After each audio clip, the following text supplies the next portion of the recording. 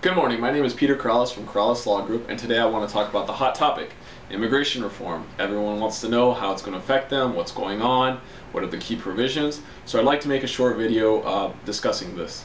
Right now it's just a bill, it's not law. Anyone that says any different is misinforming people.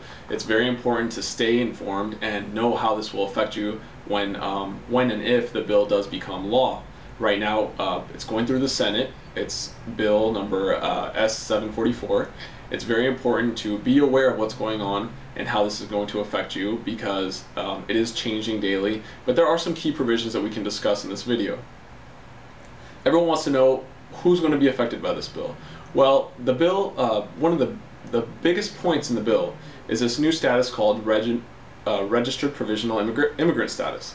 Now, what this does is it gives anyone that has been here undocumented, provided that they don't have any inadmissibility issues such as felonies or certain crimes that will be fleshed out later on when we know more about the bill.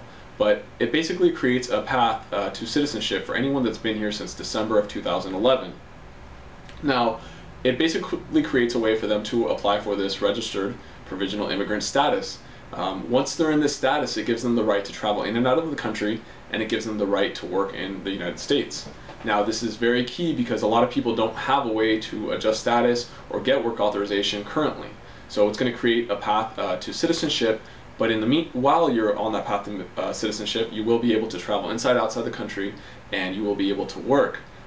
The way that it's set up in the bill currently, once a person applies for this and shows that they're eligible, don't have felonies and other key criteria, they will receive this status for 6 years. Now, after 6 years, it'll be renewable for another 6 years. But once the person is in this registered provisional immigrant status for 10 years, they will be eligible to apply for residency, often known as a green card. Once they are a resident for 3 years, they will be eligible to apply for citizenship. So essentially it creates a 13-year path to citizenship where the person is able to travel inside, outside of the country and able to work legally in the United States. Another big group of people that will be affected by the bill, if it does come to pass as is currently in Congress, is people that are eligible for DACA currently. We have a lot of questions regarding DACA and whether or not the person should wait for immigration reform or whether they should apply currently. We always recommend applying now because DACA is in effect, so you can apply now, whereas any reform benefits could change. It's not law yet. It could take a while. So the good thing about the reform bill that's going through Congress right now is that it does give a lot of benefits to those that are in DACA eligible and have their deferred action in place. Essentially what it does is it creates a path to citizenship in a very short time. Those that are in deferred action will still have to register as registered provisional immigrant status, but they will only need to be in that status for 5 years before they can apply for residency and immediately apply for citizenship. So essentially it creates a 5-year path to citizenship, and additionally some of the fines and penalty fees that will be assessed to other people will be waived for these eligible candidates. Another big group of people that would be affected by the bill is agricultural workers. It essentially creates also a shorter path to citizenship for these people, people that work in agriculture and meet certain criteria. They will be able to apply for what will be called a blue card. After 5 years in this status, they will be able to apply for permanent residency, also commonly referred to as getting a green card. And then after those 10 years, they will be eligible to apply for citizenship. So essentially, it's creating 3 paths to citizenship for these groups. The registered provisional immigrant status will be able to apply for citizenship in 13 years, but in the meantime they'll be able to travel in and out of the country and work. Dreamers will be able to apply for citizenship after 5 years in registered provisional immigrant status, and agricultural workers will be able to apply for citizenship after 10 years.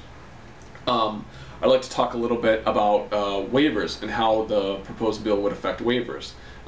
As you may have seen in our other videos, currently if a child over 21 petitions for the parent, there is no waiver in place.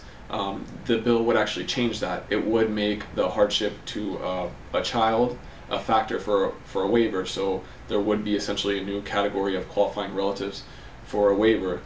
That's huge for people that have U.S. citizen children. And another key provision for waivers is that it will change the hardship factor from extreme hardship to just hardship. We don't know exactly how this will be put in practice, but the language reflects a lower standard for granting a waiver, which is very big because a lot of people have a hard time building an extreme hardship case. Another key thing I'd like to talk about is the 1-year application period. In the bill, it will only allow for applications for any of these benefits for a year. Congress may extend it 18 months, but because it's only a year period, it's very important to stay informed so that when and if the bill does come to pass and does become law, people that are eligible really need to stay informed so that they can apply within that 1-year period. We get a lot of cases here where people, just missed the amnesty deadline, or they just missed the 245I deadline. So it's very important to apply within this period so that you don't miss a possible immigration benefit. Another very important point in the bill is this employment verification system. Essentially, every employer will have to have a verification system in place to make sure that all of their employees do have permission to work, do have work authorization. So it's very important that if you are eligible for these benefits, you do apply so that you don't have any issues with a future employer regarding your work authorization in the country. Another very interesting provision in the bill is this startup visa program. Essentially, it's going to create a visa for entrepreneurs from other countries. If they have $100,000 to invest in a business and they create 3 jobs, they will get a visa. This is a new creation in the bill. The bill also creates a new visa called the W visa. It's for employments that require less skilled, it's for lower skilled jobs essentially. It requires jobs that require less than a bachelor's degree. This is a new visa. It's something that doesn't exist right now, but would exist should the bill become law. These are the key provisions, the ones that would affect the most people. The bill is changing and will be slightly different if it does make its way through Congress. Right now it's in the Senate.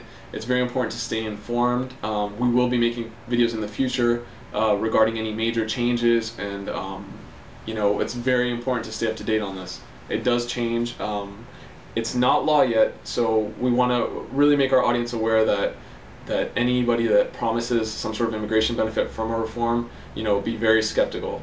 There's a lot of fraud in immigration, and be aware, stay up to date. We'll make future videos to let you know if anything changes. So thank you.